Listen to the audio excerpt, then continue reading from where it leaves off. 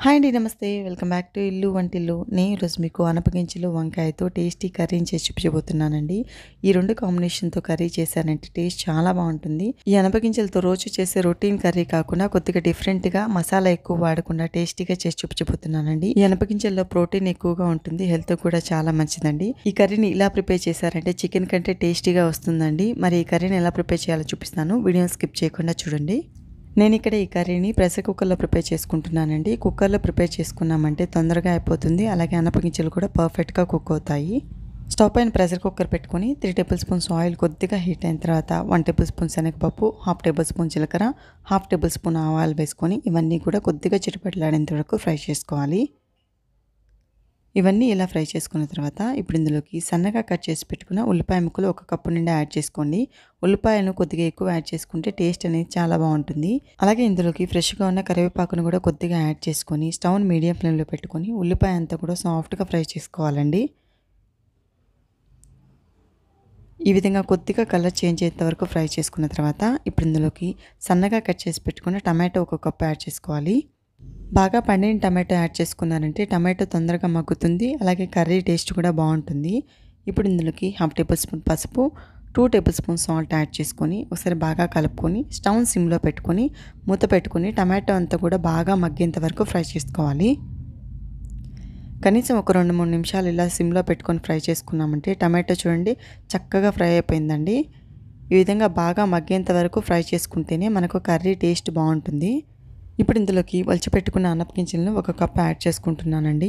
నేను ఇక్కడ కనీసం ఒక 400 గ్రామ్స్ అనపగింజలను యాడ్ చేసుకుంటున్నాను. ఫ్రెష్గా ఉన్న అనపగింజలు తీసుకున్నారనుకోండి టేస్ట్ బాగుంటుందండి. ఇవన్నీ కూడా ఒకసారి బాగా కలుపుకొని స్టవ్ని మీడియం ఫ్లేమ్లో పెట్టుకొని మూత పెట్టుకొని ఒక 4-5 నిమిషాల పాటు అనపగింజలను ఆయిల్లో ఫ్రై చేసుకోవాలి. ఇలా అనపగింజలను ఆయిల్లో ఫ్రై చేసుకున్నామంటే రొటీన్గా కాకుండా టేస్ట్ అనేది మనకు చాలా బాగుంటుంది. ఇలా ఒకసారి బాగా కలుపుకొని ఇప్పుడు ఇందులోకి మనం ఏ కప్పుతో అయితే అనపగింజలు యాడ్ చేసుకున్నామో అదే కప్పుతో 1 కప్పు వంకాయలు యాడ్ చేసుకోవాలి. వంకాయలను మరీ సన్నగా కాకుండా ఇక్కడ నేను చూపిస్తున్న మాత్రంగా కొద్దిగా పెద్ద ముక్కలుగా కట్ చేసుకొని యాడ్ చేసుకోండి. ప్రెషర్ కుక్కర్లో కుక్ చేసుకుంటున్నాం కాబట్టి తొందరగా మగ్గిపోతాయండి. ఈ వంకాయని కూడా ఆయిల్లో ఒక 2 నిమిషాల పాటు ఫ్రై చేసుకోవాలి. ఒక 2 నిమిషాలు ఇలా ఫ్రై చేసుకున్న తర్వాత గరిటెతో ఒకసారి బాగా మిక్స్ చేసుకొని ఇప్పుడు ఇందులోకి కావాల్సిన మసాలాలు యాడ్ చేసుకుందాం. ఒక 2 టేబుల్ స్పూన్స్ కారం యాడ్ చేస్తున్నాను. నేను తీసుకున్న క్వాంటిటీకి 2 టేబుల్ స్పూన్స్ కారం పర్ఫెక్ట్గా సరిపోయిందండి. అలాగే 1 టేబుల్ స్పూన్ ధనియా పౌడర్ కూడా యాడ్ చేసుకొని మసాలాలన్నీ కూడా స్టవ్ సిమ్లో పెట్టుకొని ఒక 2 నిమిషాల పాటు ఇలా ఫ్రై చేసుకోవాలి. ఇవి కొద్దిగా ఇలా ఫ్రై చేసుకున్న తర్వాత ఇప్పుడు ఇందులోకి చింతపండు పులుసు ఒక 3 టేబుల్ స్పూన్స్ యాడ్ చేసుకుంటున్నానండి. చింతపండు పులుసు తప్పకుండా యాడ్ చేసుకోవాలండి. అప్పుడే కర్రీ టేస్ట్ అనేది మీకు డిఫరెంట్గా చాలా బాగుంటుంది. అలాగే ఇందులోకి 1 గ్లాస్ వాటర్ కూడా యాడ్ చేసుకుంటున్నాను. మరీ ఎక్కువ వాటర్ యాడ్ చేయొద్దండి. చూడండి ఇక్కడ నేను చూపిస్తున్నాను కదా, మనకు వంకాయలు అనపగింజలు మునిగితే సరిపోతుంది. వాటర్ యాడ్ చేసుకున్న తర్వాత ఒకసారి సాల్ట్ చెక్ చేసుకోవాలి.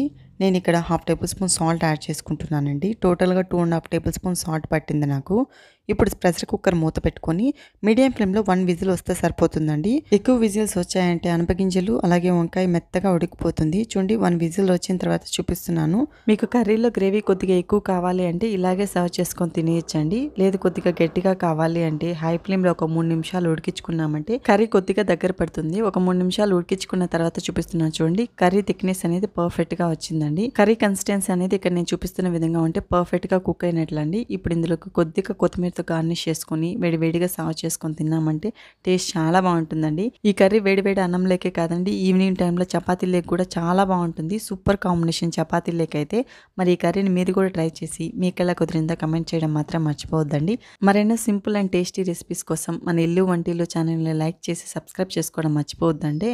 మీరు ఇచ్చే ఒక్క లైక్ నాకు ఎంతో సపోర్ట్ని ఇస్తుందండి. మీ ఫ్రెండ్స్ అండ్ ఫ్యామిలీ మెంబర్స్ కూడా షేర్ చేయండి. Thank you for watching.